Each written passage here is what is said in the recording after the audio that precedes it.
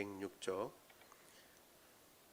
누가복음 9장 10절에서 17절까지의 말씀을 교독합니다. 제가 먼저 9장 10절을 읽습니다. 사도들이 돌아와 자기들의 행한 모든 것을 예수께 여쭈니 데리시고 따로 벳세다라 하는 고을로 떠나가셨으나 우리가 알고 따라왔거늘 예수께서 그들을 영접하사 하나님 나라의 일을 이야기하시며 병 고칠 자들은 고치시더라. 날이 저물어 가매 12 사도가 나와 여짜오되 무리를 보내어 두루 마을과 촌으로 가서 유하며 먹을 것을 얻게 하소서. 우리가 있는 여기는 빈들이니이다. 예수께서 이르시되 너희가 먹을 것을 주라 하시니 여짜오되 우리에게 떡 5개와 물고기 2마리밖에 없으니 이 모든 사람을 위하여 먹을 것을 사지 아니하고서는 할 수 없사옵나이다 하니 이는 남자가 한 5,000명 됨이더라. 제자들에게 이르시되 때를 지어 한 50명씩 앉히라 하시니 제자들이 이렇게 하여 다 앉힌 후 예수께서 떡 5개와 물고기 2마리를 가지사 하늘을 우러러 축사하시고 떼어 제자들에게 주어 무리에게 나누어 주게 하시니 먹고 다 배불렀더라. 그 남은 조각을 12바구니에 거두니라. 아멘. 우리 지난 시간에 살펴본 것은 예수님께서 12제자를 이미 뽑은 12제자들에게 능력을 주시고 그리고 힘을 주셔서 복음을 전하게 하셨습니다. 두루 복음을 전하게 하셨죠. 그림을 한번 보여주실래요, 집사님? 예, 12 똘방똘방하게 생긴 12이죠. 12를 예수님께서 저렇게 줄을 제대로 딱 서서 보내셨는지는 모르겠지만 아무튼 예수님께서는 그들을 파송하셨습니다. 그래서 나가서 열심히 복음을 전했는데 귀신을 쫓아내고 정말 전한 그 모든 것들이 얼마나 놀라운 일인지 모르겠습니다. 예수님께서는 파송할 때도 그냥 보내시지 않고 당부를 하셨습니다. 너희가 갈 때 이렇게 해라. 너희를 영접하는 마을에는 이렇게 하고 너희를 영접하지 않는 집은 이렇게 해라 라고 말씀하셨습니다. 제자들이 어떻게 해야 할 바를 가르쳐 주신 것이죠. 이 모든 것을 통해서 주님께서는 아무것도 가지고 가지 마라 말씀하셔서 하나님의 일을 하는 그들에게 필요한 것들을 다 하나님을 의뢰하고 하나님께 맡겨야 된다라고 하는 것을 강조하셨습니다. 하나님께서 책임지신다는 거죠. 이 말은 그 뒤로 아무나 그 뒤에 누구든지 전도할 때에 두 버릇도 가지지 않고 그냥 나가서 전도했다는 말은 아닙니다. 나중에 이제 사도행전이나 이렇게 보면 많은 돈을 가지고 바울이 나가서 전도할 때 사용했던 것도 볼 수 있습니다. 그럼에도 불구하고 그 돈을 의지하거나 가지고 있는 것들 어떤 것을 의지하는 것이 아니라 하나님께서 그 모든 사역의 필요를 채우신다는 것이죠. 가지고 있는 것조차도 하나님께서 채우신다. 그리고 모자라면 주님께서 그에 합당하게 더 그 사역에 합당하게 도우신다는 것을 경험하도록 하신 것입니다. 실제로 제자들은 그렇게 하고 복음을 전했습니다. 얼마나 놀라웠던지 많은 사람들에게 소문이 퍼졌습니다. 죽은 요한이 살아났다. 그리고 또 엘리야가 살아났다. 혹은 옛 선지자 하나가 살아났다라고 하는 소문이 퍼졌습니다. 심지어 분봉왕 헤롯도 그 이야기를 듣고 당황하게 되죠. 다음 그림을 한번 넘겨주세요. 그래서 헤롯이 내가 세례 요한은 못 베어 죽였는데 지금 이 소문이 나는 이 사람은 누군가 하고 예수님을 보고자 했다라고 하는 것까지 우리가 살펴보았습니다. 그래서 예수님을 특별히 세례 요한 죽었던 세례 요한이 살아났다라고 사람들이 생각하게끔 만드는 것. 예수님과 세례 요한은 별로 비슷한 것이 없어 보이는데 세례 요한은 메뚜기와 석청을 먹고 그리고 빈들에서 가죽옷을 입고 복음 전하고 아무런 이적도 행하지 아니하였는데 금식도 많이 했는데 예수님은 죄인들과 같이 먹고 잔치도 가시며 그리고 또 예수님이 이적도 많이 행하셨는데 그럼에도 불구하고 둘이 무슨 연관이 있는가? 왜 예수님의 이런 사역들 제자들이 물론 이제 복음을 전했지만 이 사역을 통해서 세례 요한과 예수님과 유사성이 뭔가라고 생각해 볼 때 그 유사성은 한 가지, 하나님 나라를 전했다. 하나님 나라의 복음을 전했다라는 것입니다. 그래서 이적을 행하든 혹은 말씀을 전하든 금식을 하든 먹든 그것이 중요한 것이 아니라 하나님의 나라를 전하고 회개하고 돌이켜 주님 앞에 죄인이 바로 서는 것, 이것을 힘써 전했는데 이것이 사실은 더 중요한 것이어서 이적보다도 많은 제자들이 이적도 행하고 귀신도 쫓아내었지만 사람들은 그것에 주목하는 것이 아니라 오히려 요한과 같은, 요한이 전했던 그 하나님의 나라가 전해지고 더 풍성히 전해지고 죄인이 회개하고 돌아오는 것, 이것을 더 중요하게 여겼다라는 것까지 우리 같이 살펴보았습니다. 그래서 이제 그 제자들이 와서 예수님께 이렇게 보고를 했습니다. 선교 보고죠. 그래서 다 선교 보고를 하는데 예수님은 그 이야기를 듣자마자 제자들을 따로 벳세다라고 하는 곳에 데려가셨습니다. 사실 지금 이제 예수님과 제자들이 있는 곳하고 벳세다는 배를 타고 가는 곳이어야 됐습니다. 그래서 사실은 조금 멀리 떨어진 것입니다. 제자들이 밥 먹을 겨를도 없고 사람들이 몰려오니까 예수님은 제자들을 아끼셨습니다. 너희 좀 쉬어야겠다. 그리고 거기서는 쉴 수가 없으니까 아예 통으로 제자들을 데리고 따로 물러가셨습니다. 그런데 사람들은 그조차도 쉬지 못하게 쫓아왔죠. 무리들이 쫓아온 것을 보고 예수님께서는 그들을 불쌍히 여기셔서 그렇게 해서 복음을 전해주셨습니다. 우리 계속 그림 한번 보여주세요. 지사님 쭉 한번 계속 보여주세요. 그리고 난 뒤에 복음을 전하고 난 뒤에 이제 날이 저무니까 제자들이 이제 근처 마을로 가서 먹을 것을 사게 해주십시오, 사 먹게 하십시오라고 얘기했습니다. 예수님께서 너희에게 있는 것이 뭐냐? 너희가 주라라고 말씀하십니다. 우리가 가진 것은 물고기 2마리와 보리떡 5개밖에 없습니다. 그런데 이것으로 이 사람들을 어떻게 먹일 수 있겠습니까? 다른 성경에 보면 200데나리온이라는 돈을 가지고 물건을 더 사야겠습니까? 음식을 더 사야겠습니까? 라고 여쭈었습니다. 그런데 예수님께서는 그 물고기 2마리와 보리떡 5개를 갖고 오라고 그러시고 축사하시고 떼어주셨는데 50명씩 앉혀서 혹은 100명씩 앉히라고 하신 다음에 떼어주시니까 그걸 다 나눠줬어요. 저 그림처럼 물고기 한 마리 통으로 줬는지는 모르지만 아무튼 막 나눠주셨어요. 축사하고 나눠주니까 사람들이 다 배불리 먹고도 남은 것이 있어서 거두었는데, 그 다음 그림은 계속 한번 보여주실래요? 그 물고기 2마리와 보리떡 5개는 제자들이 원래 가지고 있었던 것도 아니고 사실은 아이가 가지고 있었던 도시락이었습니다. 그것을 내었는데, 그러니까 아주 작은 거죠. 어른이 먹기에도 부족한 양입니다. 이것이 있습니다. 그럼 그걸 갖고 와라. 그래서 예수님께서 축사하고 떼어서 주셨죠. 그랬더니만 다음 그림 보여주세요. 다 배불리 먹고 지금 꺽꺽하고 있죠. 12바구니를 다 자기 거두었다. 거두고 보니까 12바구니나 되었다라고 얘기하고 있습니다. 풍성하게 거둔 거죠. 한두 바구니 남은 정도가 아니라 12바구니가 남았다는 것은 그만큼 풍성하게 먹고도 남았다라고 하는 것입니다. 이것이 바로 오늘 본문의 내용인데, 이 내용을 가지고 우리가 몇 가지 살펴보려고 합니다. 첫 번째 우리가 생각해 볼 것, 같이 한번 읽어볼까요? 시작. 제자들을 쉬게 하시는 예수님. 제자들을 쉬게 하시는 예수님입니다. 제자들이 쉬어야 된다, 예수님은 그렇게 생각하셨던 것이죠. 우리 오늘 읽은 본문이죠. 누가복음 9장 10절을 같이 읽어보겠습니다. 시작. 사도들이 돌아와 자기들이 행한 모든 것을 예수께 여쭈니 데리시고 따로 벳세다라는 고을로 떠나 가셨으니. 아멘. 여기 보니까 사도들이 돌아와서 이야기를 했습니다. 다른 비슷한 사건이 70명을 보낸 사건도 있는데 거기에 보면 그 사람들이 흥분해서 얘기합니다.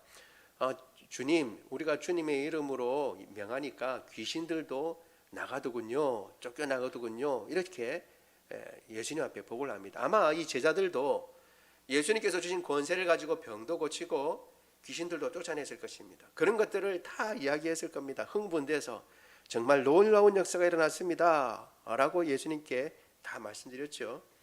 그렇게 예수님께 말씀드리고 나니까 예수님이 정말 잘했다 라고 칭찬하시며 네가 좀 쉬어야겠다 라고 따로 데려가십니다. 여러분, 이게 참 우리가 생각해 볼 부분이 있습니다.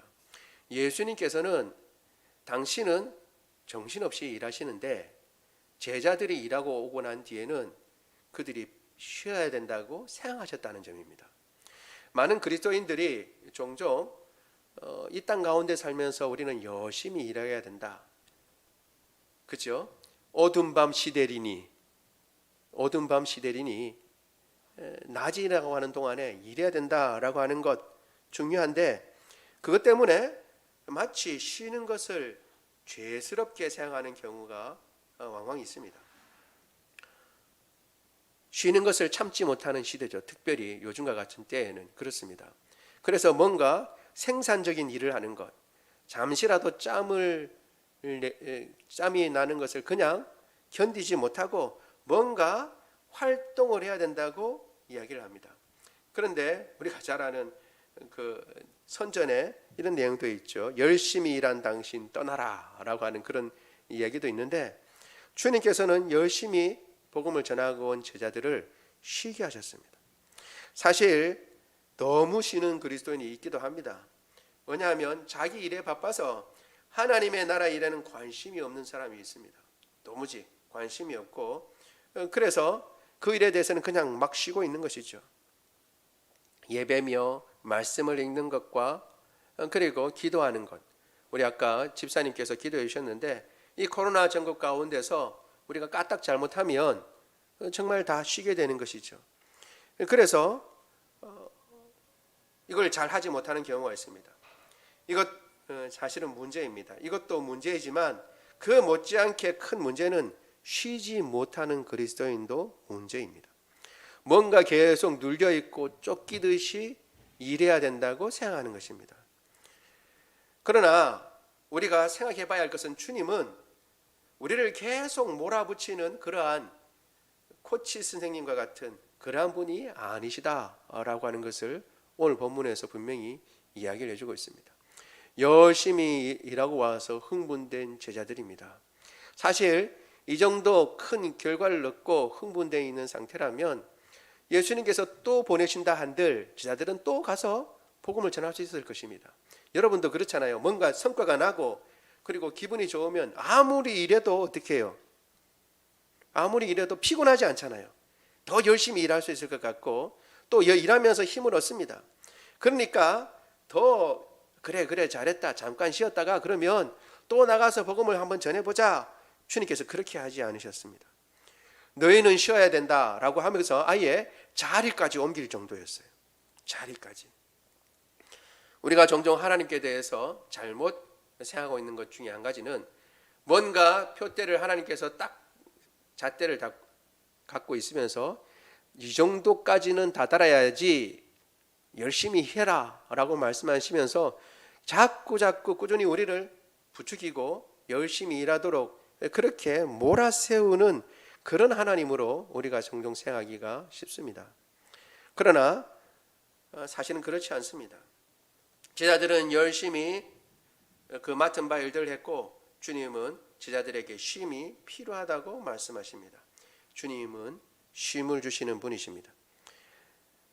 그리고 영원한 안식이 있는 곳은 천국입니다. 천국이 어떤 곳이냐? 쉼이 있는 곳입니다.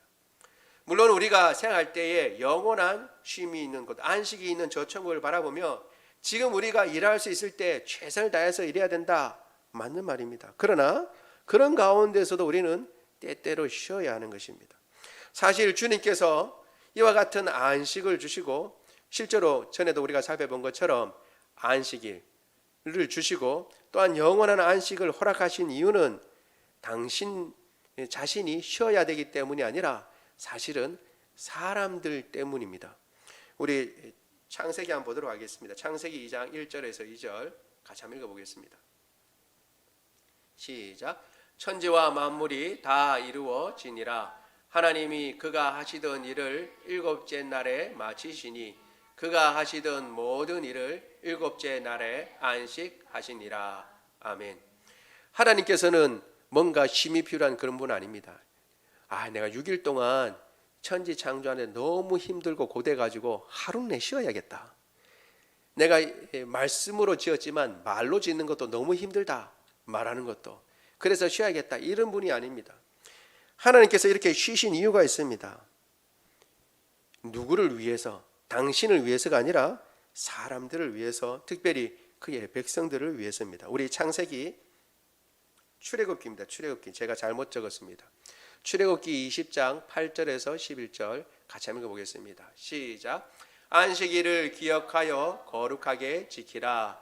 엿새 동안은 힘써 내 모든 일을 행할 것이나 일곱째 날은 내 하나님 여호와의 안식일인즉 너나 내 아들이나 내 딸이나 내 남종이나 내 여종이나 내 가축이나 내 문 안에 머무는 객이라도 아무 일도 하지 말라. 이는 엿새 동안에 나 여호와가 하늘과 땅과 바다와 그 가운데 모든 것을 만들고 일곱째 날에 쉬었음이라. 그러므로 나 여호와가 안식일을 복되게 하여 그날을 거룩하게 하였느니라. 아멘. 이 말씀은 결국 너희도 엿새 동안 힘써 일하고 일곱째 날에 쉬어야 된다라고 말씀하십니다. 왜냐하면 내가 이 6일 동안 모든 것을 만들고 일곱째 날에 쉬었기 때문이다라고 말씀하시는 것입니다.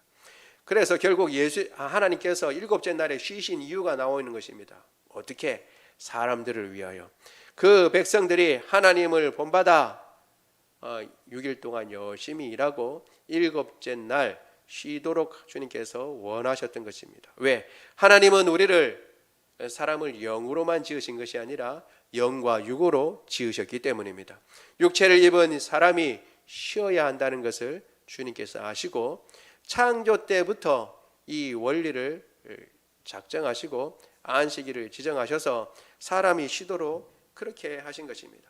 따라서 하나님의 일을 하는 여러분, 주님께서 우리에게 맡겨주신 사명을 하는 우리 모두는 그것이 직장에서 일이든 가정에서 일이든 주님께서 그 일들을 열심히 하고 난 뒤에 쉬실 때에 절대 죄책감을 가지거나 그로 말미암아 내가 이거 쉬어도 되나라고 생각하는 그런 일이 그렇게 생각하지 말고 주님께서 쉬라고 하실 때에 잘 쉬고 잘 건사했다가 또한 주님께서 일을 맡기실 때 또 힘써 일을 행하는 저와 여러분 되기를 원합니다. 주님께서 우리가 잘 쉬기를 원하시는 것입니다. 왜냐하면 주님께서는 그 백성들을 사랑하시고 그 제자들을 사랑하시기 때문입니다. 둘째, 우리가 오늘 본문에서 우리 살펴볼 수 있는 것 같이 한번 읽어보겠습니다. 시작. 무리를 불쌍히 여기시는 예수님. 무리를 불쌍히 여기시는 예수님입니다. 우리 11절, 9장 11절 같이 한번 읽어볼게요. 시작. 무리가 알고 따라왔거늘 예수께서 그들을 영접하사 하나님 나라의 일을 이야기하시며 병 고칠 자들은 고치시더라. 아멘. 여기 보면 무리가 알고 따라왔다 그랬습니다. 벳세다라고 하는 곳으로 물러가서 제자들과 함께 쉬려고 했는데 무리가 알고 그까지 따라왔어요. 사실은 예수님은 배를 타고 이동했는데 배를 타고 이동하는 거리가 조금 더 길고 보도로 육로로 가는 것이 좀 가까웠던 모양입니다. 사람들은 보도로 예수님이 어디를 가시는지 배를 아마 보면서 걸었던 모양인데 바로 그곳에 같이 찾아왔어요. 그래서 예수님께서는 하나님 나라의 일을 이야기하시고 병 고칠 자들을 고쳐주셨습니다. 예수님께서는 그들이 필요한 것들을 보여주신 것이죠. 그런데 여기에는 정확하게 나와 있지 않지만 그 같은 내용이 이 오병이어의 기적은 네 복음서에 다 나와 있습니다. 그 말은 아주 중요한 거라는 것이죠. 그런데 다른 복음서에 보면 이거 내용을 조금 더 상세하게 설명해 주고 있습니다. 우리 마가복음 6장 34절을 같이 한번 읽어보겠습니다. 마가복음 6장 34절입니다. 시작. 예수께서 나오사 큰 무리를 보시고 그 목자 없는 양 같음으로 인하여 불쌍히 여기사 이에 여러 가지로 가르치시더라. 아멘. 사실 이제 피하려고 좀 쉬려고 가는 거잖아요. 제자들에게도 쉼을 주려고. 무리들이 몰려왔지만 잠깐 우리도 좀 쉬어야 하니까 오늘은 흩어졌다가 내일 다시 오시오라고 말할 수도 있습니다. 그렇게 해도 뭐 그렇게 크게 뭐 잘못된 것은 아닙니다. 그럼에도 불구하고 예수님께서는 몰려온 무리들 그냥 마다하지 아니하시고 그들을 영접하시고 하나님 나라를 전하시고 그리고 그들의 병도 고쳐주셨습니다. 왜 그렇게 하셨는가? 그것을 이제 마가는 또 정확하게 좀 더 들어가서 이야기를 하고 있습니다. 큰 무리가 모였지만 그들은 목자 없는 양 같았어요. 그리고 그들을 예수님께서는 불쌍히 여기셨습니다. 그래서 쉬어야 되고 제자들도 더 쉬어야 되고 당신도 쉬어야 함에도 불구하고 그들을 불쌍히 여기는 마음이 더 커서 그들에게 또 복음을 전하셨습니다. 여러 가지로 가르치셨습니다. 여기에 우리가 한 가지 생각해 볼 점이 있습니다. 뭐냐면 무리를 불쌍히 여기신 예수님께서 무엇을 불쌍히 여기셨을까라는 거예요. 무엇을 불쌍히 여기셨을까? 무리들이 왔는데 만약에 병 고치는 것이 필요하다 그러면 병 고쳐줬을 거예요. 병자들이 너무 많아서 이 병을 주님 고쳐주십시오 그러면 아마 주님께서는 불쌍히 여기셨으니까 병 고치는데 집중하셨을 겁니다. 그런데 오늘 본문 우리가 아까 읽은 11절에도 핵심은 병 고칠 자들은 고치시더라 라고 해서 마치 그게 주가 아닌 듯이 이야기를 합니다. 그리고 마가복음 방금 읽은 마가복음에도 불쌍히 여기사 주님께서 하신 일이 뭐냐 하면 여러 가지로 가르치시더라 라고 되어 있어요. 그러니까 사실 주님께서 무리들을 불쌍히 여기신 것은 다른 의미인 것입니다. 먹을 것이 없어서 불쌍히 여기신 것이 아니에요. 이들 보니까 너무 가난하고 그리고 로마의 압제 가운데 고통하니까 내가 불쌍하다라고 생각한 거 아닙니다. 많은 사람들이 혹은 예수님에 대해서 잘못 알고 있는 것처럼 마치 다른 사람들, 힘 있는 사람들한테 착취를 당하고 억압을 받고 있기 때문에 불쌍히 여긴다. 그것도 아니에요. 가진 것이 없어? 그것도 아니에요. 지도자를 잘못 만나서 그것도 아닙니다. 만약에 주님께서 불쌍히 여기시고 난 뒤에 지도자 때문이라면 그 지도자를 탓하든지 더 나은 지도자를 주시든지 그렇게 했어야 되죠. 그런데 불쌍히 여기시고 난 뒤에 하신 것이 가르치시는 것이었어요. 그리고 우리가 11절에 본 것처럼 하나님 나라의 일을 이야기하는 거였습니다. 그러니까 그들이 왜 불쌍했냐라는 것을 주님의 마음을 우리가 알 수 있는 것입니다. 주님 보시기에 그 큰 무리들이 불쌍한 이유는 말씀이 없었기 때문입니다. 많은 무리들이 우왕좌왕하고 있지만 목자 없는 양같이 돌아다니고 있지만 그들 가운데 참 생명의 말씀이 없고 하나님의 말씀이 그 마음 가운데 있지 아니하니 주님께서 그것을 보고 불쌍히 여기신 것입니다. 사실 말씀을 모르는 것은 불쌍한 겁니다. 아모스 8장 11절 같이 한번 읽어보겠습니다.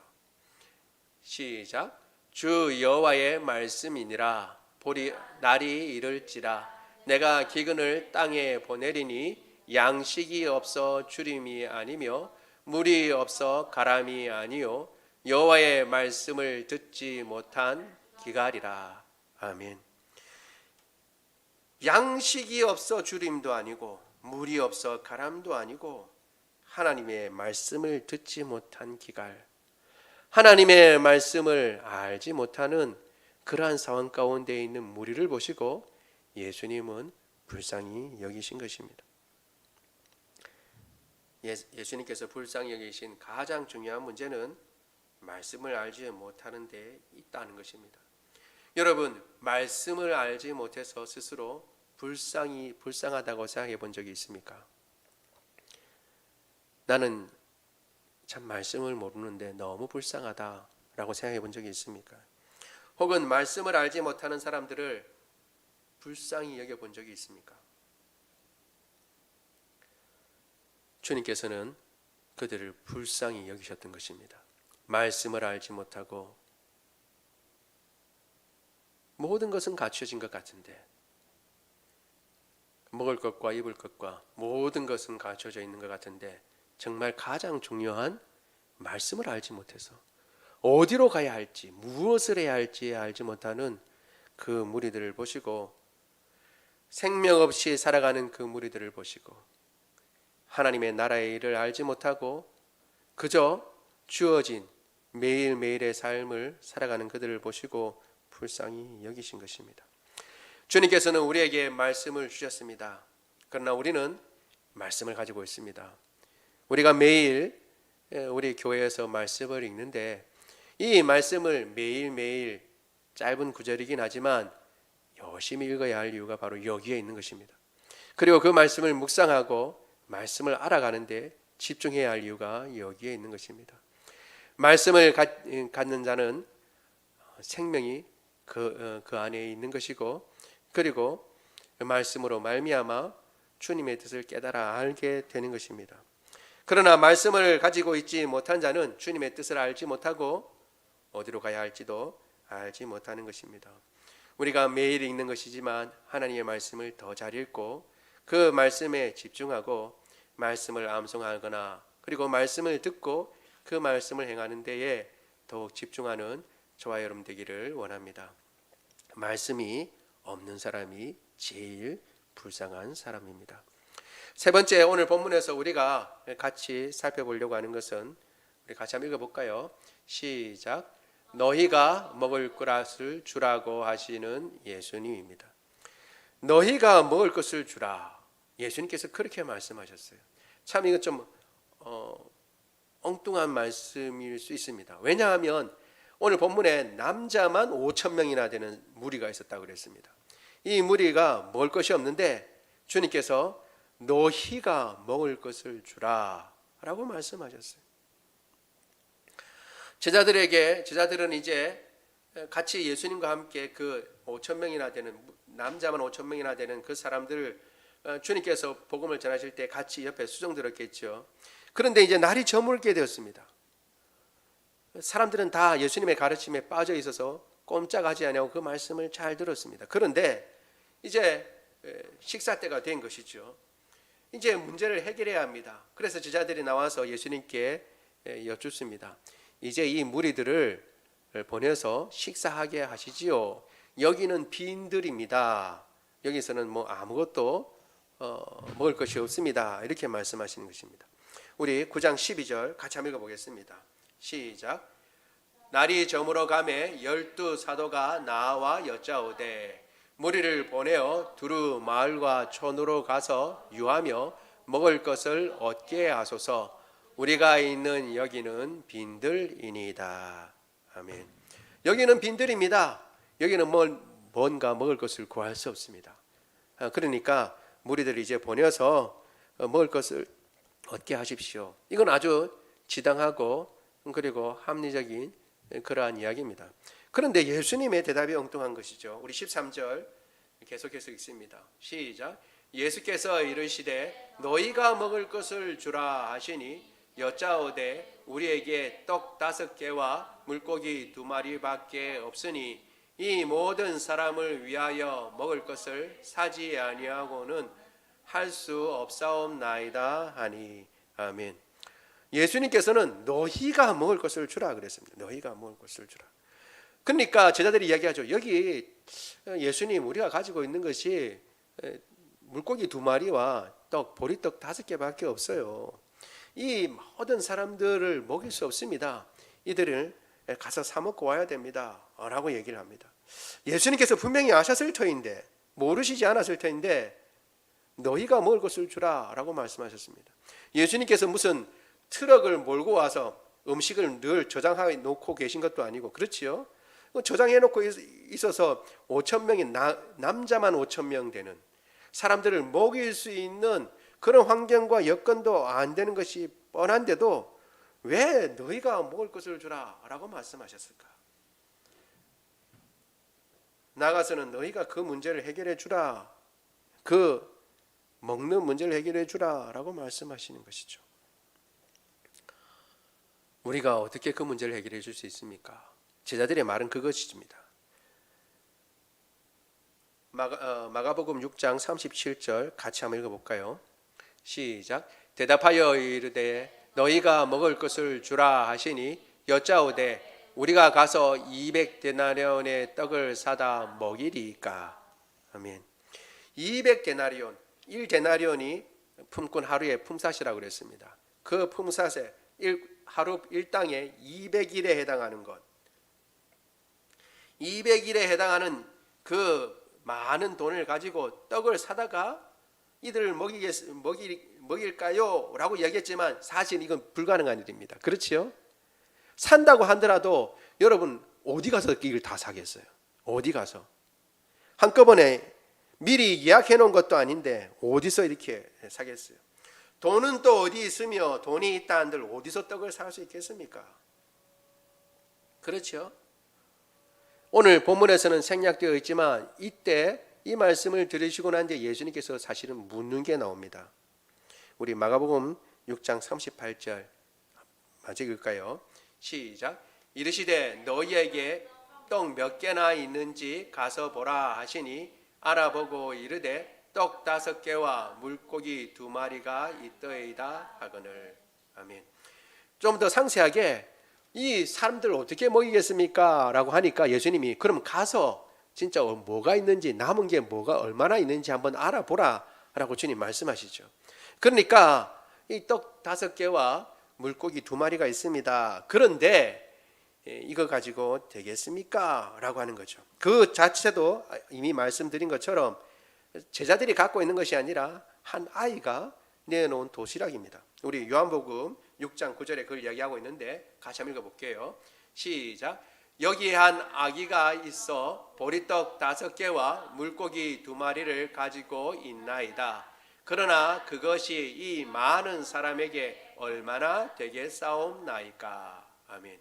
문제는 뭐냐면 보리떡 5개와 물고기 2마리라고 그래서 뭔가 좀 비빌 수 있는 것이면 좋겠는데 너무 작은 거라는 거죠. 너무 작은 거. 그래서 이 5천 명이나 되는 장정이나 5천 명이나 되는 사람들을 어떻게 먹을 수 있겠습니까? 얼마나 되겠습니까? 먹일 수 있어요? 없어요? 없어요. 없어요. 그런데 우리가 한번 생각해 봐야 합니다. 예수님도 분명히 알고 계셨는데 이것은 물고기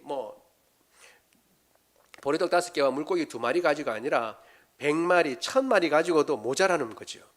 사실 그걸 예수님께서는 분명히 알고 계셨는데 왜 너희가 주라 라고 말씀하시고 너희가 가진 것이 뭐냐 라고 물어보셨을 거 아닌 거죠. 너희가 가진 것이 무엇이냐 라고 물어보셨습니다. 그래서 사실은 어차피 행할 수도 없는데 어차피 이 모든 일에 도움도 되지 않고 작은 것인데 볼품도 없는 것인데 우리가 해결할 수도 없는 것인데 주님께서는 물어보셨습니다. 이건 뭐냐 하면 우리가 가진 것을 주님께서는 알아야 된다라는 것을 내포하고 있는 것입니다. 물론 이 장정만 5천 명이나 되는 사람들을 먹일 수 없어요. 그러나 그래도 너희가 가진 건 뭔지는 알아야 된다. 주님 말씀하시는 것입니다. 그래서 제자들이 부랴부랴 찾아보고 우리가 찾아보니까 어린 아이가 자기 도시락을 가지고 왔는데 보리떡 5개와 물고기 2마리가 있습니다. 여러분, 많은 사람들이 자기가 가진 것이 뭔지 잘 모릅니다. 내가 뭘 가지고 있는지, 내게 얼마나 시간이 있는지 잘 모르고 그리고 내게 물질이 얼마나 있는지 잘 모릅니다.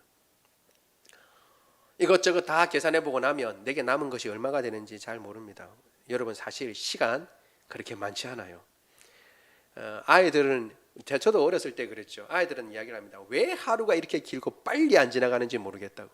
빨리 어른이 되고 싶은데 어른이 되지 않는다고 그렇게 이야기를 하죠. 그런데 여러분 어떤 분이 이야기하는 것 정말 맞는 것 같습니다. 10살 때는 10대 때에는 10km로 달려가는 차와 같고 20살 때는 20km로 30km 40km 나이가 들면 들수록 50대에는 50km로 달리는 차가 50km 달리는 것과 같이 빨리 지나가는 거죠. 하루하루가. 여러분 우리가 가진 건 많지 않습니다. 그러나 중요한 건 뭐냐면 그걸 얼마 없다고 혹은 작다고 무시하면 안 된다는 것입니다. 어떤 분은 이렇게 생각합니다. 무조건 적다고만 생각하는 것입니다. 여기 제자들처럼 보리떡 5개와 물고기 2마리입니다. 이거 가지고 얼마나 되겠습니까? 이 많은 사람들한테. 그래서 아예 없다고 생각하는 겁니다. 없다고. 그러나 알아야 하는 것입니다. 내가 가진 것이 무엇인지, 내가 무엇을 가지고 있는지 알아야 합니다.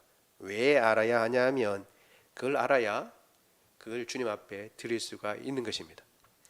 주님께서는 너희가 먹을 것을 주라 라고 말씀하시고 제자들이 있는 것을 받고 그것을 축사하시고 떼어서 5천 명에게 나눠주셨습니다. 여러분, 이게 중요한 것이죠. 예수님은 아무것도 없는 것 가운데서도 이 5천 명을 먹이실 수 있어요, 없어요? 있습니다. 실제로 이스라엘 백성들은 나중에 우리가 다시 이 오병이어의 기적을 따로 다른 의미로 한번 생각해 볼 수 있는 기회가 있을 줄 아는데요. 여러분, 이 오병이어의 기적을 경험한 사람들은 모세를 생각했습니다. 광야의 모세가 우리 선조들에게 떡을 주었다라고 하는 것을 단박에 딱 생각했습니다. 여러분, 떡이라 그러면 이스라엘 백성들이 그렇게 생각하는 것입니다. 우리도 마늘과 쑥이라 그러면 뭐 생각나는 게 있잖아요. 다른 사람들 말과 쑥하고 틀리죠. 우리는 뭐가 생각나요? 곰이 생각나고 호랑이가 생각나잖아요. 그와 마찬가지로 이스라엘 백성들도 떡이라 그러면 생각나는 게 있는 거예요. 더군다나 이 많은 숫자가 다 먹고 남았다라고 할 때는 단박에 나는 생각이 드는 것입니다. 뭐 어떤 생각? 광야에서 모세가 내린 떡, 그걸 생각하는 거죠. 아무것도 없는 데서 하늘에서 만나가 내렸잖아요. 예수님도 그렇게 하실 수 있어요, 없어요? 있습니다. 그런데도 불구하고 예수님 그렇게 하지 않으셨어요. 너희에게 무엇이 있느냐 물으셨어요. 예수님, 보리떡 5개와 물고기 2마리입니다. 그런데 이거 가지고 뭘 할 수 있겠습니까? 우리로서는 도저히 계산이 안 됩니다. 이거 가지고 할 수 없습니다. 그러나 주님은 말씀하십니다. 그래, 그거 갖고 와라. 보리떡 5개, 물고기 2마리, 어린아이의 한 끼 도시락에 불과한 것, 그게 다냐? 예, 이게 답니다. 그래, 그러면 그거 갖고 와라. 아무리 보잘것없는 것이라도 내가 가진 것을 먼저 봐야 됩니다. 그리고 그것을 주님 앞에 내어드릴 때에 그때의 역사는 시작되는 것입니다.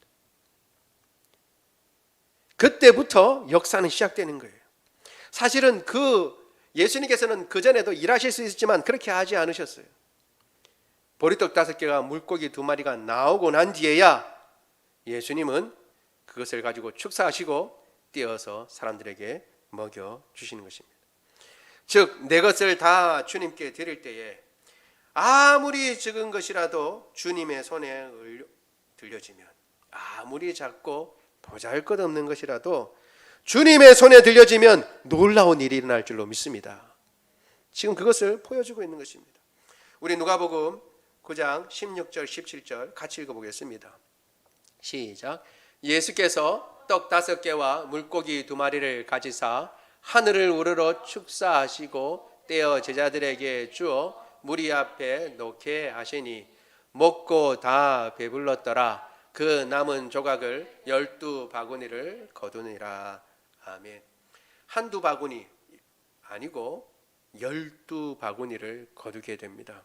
주님께서 축사하시고 떼어서 제자들에게 나눠주라 라고 말씀하셨죠. 제자들은 그 보리떡 5개와 물고기 2마리를 예수님께 갖다 드리고 예수님께서 역사하시는 것을 다시 받아다가 사람들에게 나눠줬습니다.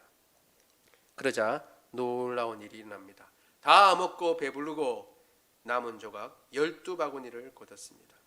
여러분, 목동인 다윗 2세의 8번째 아들입니다. 아무도 생각하지 않았죠. 그 아버지 2세도 이 다윗을 중요하게 생각하지 않았습니다.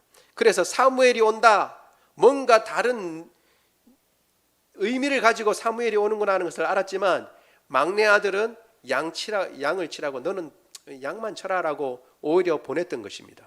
그런데 양치기 목동인 다윗이 왕이 되는 것이죠. 하나님 앞에 나갈 때에 골리앗을 무너뜨리고 왕으로 주님께서 세워주신 것입니다. 모세가 본격적으로 일할 때는 나이가 80입니다. 80 노인을 여러분 무슨 일을 할 수 있다고 우리가 생각하겠습니까? 그러나 하나님의 부르심 앞에 들어서자 80인 모세도 놀랍게 쓰임을 받습니다. 뿐만 아니라 모세의 손에 들려진 지팡이는 또 어떻습니까? 그 지팡이는 그냥 양이나 모는 그런 지팡이입니다. 그런데 모세의 손에 들려지자 그 지팡이는 놀라운 이적을 베풀고 하나님의 도구가 되는 것입니다. 남자만 5천 명이 먹고 12광줄이 남았습니다. 여러분, 내게 있는 것이 작다고, 내게 있는 것이 너무 보잘것없다고 생각할 것이 아니라 그것을 주님께 드리시기 바랍니다. 주님께서는 그것을 가지시고 역사하실 것입니다. 주님, 제가 가진 것 이거밖에 없지만 주님 사용해 주시옵소서.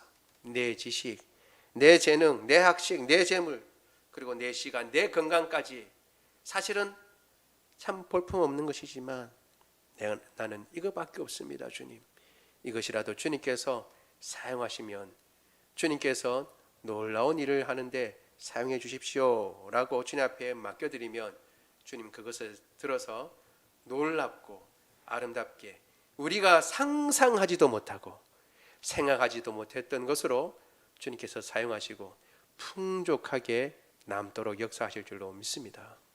그 주님 바라보며 너희가 먹을 것을 줘라 라고 주님 말씀하실 때 내가 가진 거 없어요 주님, 이거 가지고 뭐 합니까? 라고 말할 것이 아니라 이것이라도 주님 사용하시겠다면 드리겠습니다. 주님 앞에 드려 주님의 놀라운 일에 쓰임받는 저와 여러분 되기를 원합니다. 우리 말씀을 생각하며 같이 기도하도록 하겠습니다. 기도할 때에요, 주님, 제자들도 쉼이 필요하다는 것을 아시는 주님, 세상은 쉼 없이 돌아가지만 우리에게 안식을 주시는 주님 바라보며 주님 쉬라고 하실 때 쉬고 주님 일하라고 할 때 열심히 일하는 사람이 되게 하여 주옵소서. 쉬는 것으로 인하여 고통하거나 쉬는 것 때문에 죄스러워하지 말고 더 잘 쉬고 더 잘 안식하고 주님께서 맡기신 일에 또한 최선을 다하게 하여 주옵소서. 주님, 우리를 불쌍히 여기셨습니다. 쉼도 옳게 쉬지 못하셨습니다. 그들을 그렇게 불쌍히 여기신 것은 그들이 병자였기 때문에 혹은 그들이 굶주렸거나 억압을 받고 있었기 때문이 아니라 그들에게 말씀이 없었기 때문입니다. 말씀이 없는 삶은 불쌍한 삶입니다. 주님, 그것을 깨닫고 더 말씀에 장념하고 이 말씀을 전하는 사람이 되게 하여 주옵소서. 주님, 너희가 먹을 것을 줘라.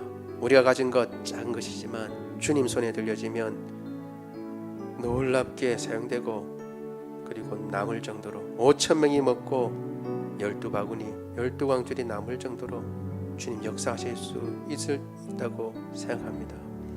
이러한 믿음 가지고 주님 맡겨주신 일에 나의 모든 것 주님 앞에 올려드리며 주님과 동행하게 하여 주옵소서. 우리 같이 한 목소리로 기도하겠습니다. 사랑이 많으신 하나님, 주의 은혜를 인하여 감사를 드립니다. 주님, 오늘도 주님 앞에 예배하며 주님 앞에 엎드리며 경배 드릴 수 있으니 감사합니다. 하나님 아버지, 주님께서는 일로 제자들을 대하시는 것이 아니라 그들을 하나님 아버지 사랑하셔서 그들을 더 하나님 아버지 아끼셨습니다. 일로 하자면야 제자들을 통해서 하실 일이 아니라 천사들을 동원해서 하시라면 얼마나 더 놀랍게 하실 수 있겠습니까? 그러나 주님께서는 제자들을 사용하셔서 일하게 하시고 그들을 훈련시키시고 또한 아버지 그들에게 쉼을 주님 주시는 것입니다. 마치 우리는 끊임없이 채찍을 들고 더 일해라, 더 앞으로 나가라, 더 달려라고 하는 하나님 아버지 그러한 코치를 연상하며 하나님을 생각하거나 예수님을 생각할 때가 있습니다. 마치 이 세상에서 경험하는 그러한 아버지 주님 권위에 대해서 생각하고 주님도 그러신 양으로 우리가 생각하는 것입니다. 그러나 오늘 본문에 보니 놀랍게도 주님께서는 그 아름다운 일들을 감당하고 온 제자들에게 너희 쉬어야겠다, 딴 데로 가자, 여기는 사람들이 너무 많으니까 안 되겠다, 하나님 아버지 주님께서 다른 곳으로 이동하시면서까지 제자들에게 쉼을 주시고자 했던 것을 보게 됩니다. 우리를 마구잡이로 하나님 아버지 주님 부리시는 분이 아니라 우리에게 힘을 주시고 참되게 주님을 따르기를 원하시는 주님, 그 주님의 그 마음을 깨닫고 오히려 하나님 아버지 쉬할 때 잘 쉬고 또 하나님 아버지 잘 무장했다가 주님께서 맡기신 사명 또 힘써 잘 감당하는 사람이 될 수 있도록 주님 도와주시옵기를 원합니다. 쉬는 것을 죄스러 하거나 쉬는 것을 죄된 것으로 생각하거나 그것으로 인하여 안절부절하는 것이 아니라 하나님 아버지 주님께서 우리에게 주시는 것은 참된 안식이라는 것을 기억하고 하나님 아버지 그 쉼을 잘 누리며 잘 쉴 수 있도록 그런 하나님 아버지 여유도 우리에게 허락하여 주옵소서. 주님께서는 무리들을 불쌍히 여기셨습니다. 그들에게 말씀이 없었기 때문입니다. 그래서 그들을 가르치시고 하나님 나라의 여러 가지 일들을 하나님 아버지 증거하셨습니다. 하나님 아버지, 우리는 누구를 불쌍히 여깁니까? 하나님 아버지, 어떤 처지를 불쌍히 여깁니까? 말씀이 없는 사람을 불쌍히 여기는 주님의 그 마음을 가지게 하여 주옵시고 우리 자신을 돌아보고 주님이 불쌍히 여기시는 그런 사람이 되지 않도록 더 깨어서 주의 말씀에 장념하고 주의 말씀을 가까이 하며 하나님 아버지 주의 말씀으로 우리의 삶과 우리의 마음을 채울 수 있도록 주님 도와주시옵기를 원합니다. 또 하나님 아버지, 주님께서 너희가 먹을 것을 줘라, 너희가 그들의 문제를 해결하라. 우리는 그들의 문제를 해결할 수 없습니다. 우리가 가진 것은 너무나 작고 우리가 가진 것은 너무나 볼품없습니다. 주님 맞습니다. 그래서 우리는 해결할 수 없습니다. 그러나 그것이라도 주님께 드린다면 주님께서는 놀랍게 사용하십니다. 우리가 그것을 기억하고 우리가 가지고 있는 것이 무엇이든지 그것이 아무리 작아 보이고 볼품없어 보이고 천하게 보인다 할지라도 주님 앞에 올려드리고 주님께서 그것을 들어 축사하시고 아름답게 사용하시는 것을 보고 경험할 수 있도록 우리를 붙잡아 주옵소서. 우리는 연약하지만 주님은 강하십니다. 우리는 하나님 아버지 참으로 가진 것이 없지만 주님께서는 그것을 들어 주님의 아름다운 역사를 이루십니다. 그것을 하나님 아버지 그것을 보고 주님 앞에 영광 돌리며 주님과 동행할 수 있도록 주님 도와 주옵소서. 사랑이 많으신 하나님 아버지, 오늘도 주님 앞에 나온 주의 백성들을 기억하여 주옵소서. 우리 가운데 주님 아픈 자들이 있습니다. 주님께서 고쳐주시고 그 아픈 다리, 그 아픈 하나님 아버지 뼈며 그 아픈 힘줄들이며 그 아픈 하나님 아버지 허리며 주님께서 온전케 하여 주옵소서. 하나님 아버지 고쳐 주옵소서. 잘 아물게 하여 주옵시고 하나님 아버지 혹 두통이 있는 사람이 있습니까? 주님 두통 고쳐 주옵소서. 불면증 고쳐 주옵소서. 하나님 아버지 모든 장기들을 새롭게 하시고 세임 주시며 하나님 아버지 모든 호르몬들이 제 기능을 발휘하게 하옵시고 맑은 정신을 주님 주시옵소서.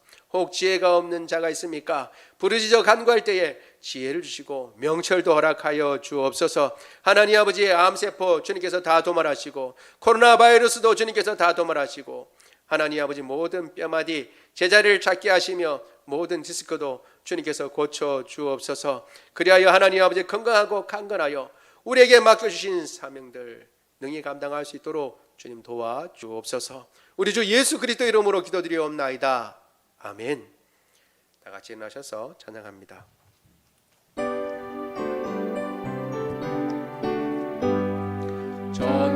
전능하신 주 하나님, 나는 순례자이니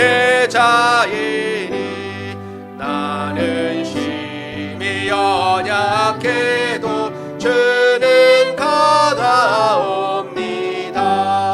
하늘 양식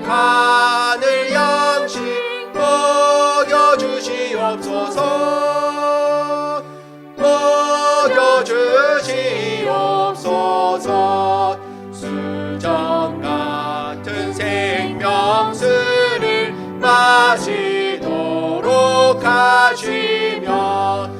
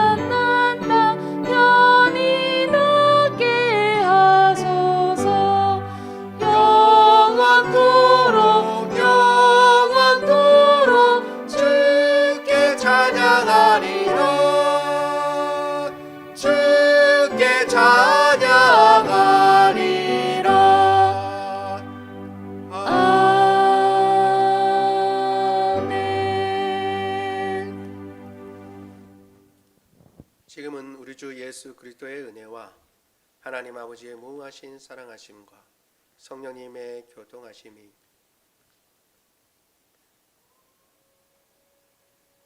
일보다 그 놀라운 역사보다 오히려 제자들을 살피시며 그들이 쉬고 안식하며 새 힘을 얻기를 원하시는 그 주님의 마음을 깨닫고 주님 주시는 그 쉼과 안식 가운데 기뻐하며 잘 쉬고 주님께서 또 맡으신 사명 또 열심히 감당하기를 원하고 또한 다른 어떤 것보다 말씀이 없어 불쌍하고 말씀이 없어 가련하고 안타까운 주님의 그 마음을 생각하고 더욱 말씀으로 삶을 채우고 마음을 채우고 이 말씀을 전하고 말씀이 없는 사람들을 불쌍히 여기며 그들을 돌아보겠다고 다짐하고 무엇보다도 너희가 주라고 하는 주님의 말씀을 생각하며 내게 가진 것 아무리 작은 것 볼품없는 것이라도 주님 앞에 내어놓고 주님께서 역사하시며 주님께서 그것들을 사용하셔서 풍성하게 하시고 넘치도록 하시는 것을 보기를 원하는 주의 모든 백성들 머리 위에 지금부터 영원토록 함께 하시기를 간절히 축원하옵나이다. 아멘.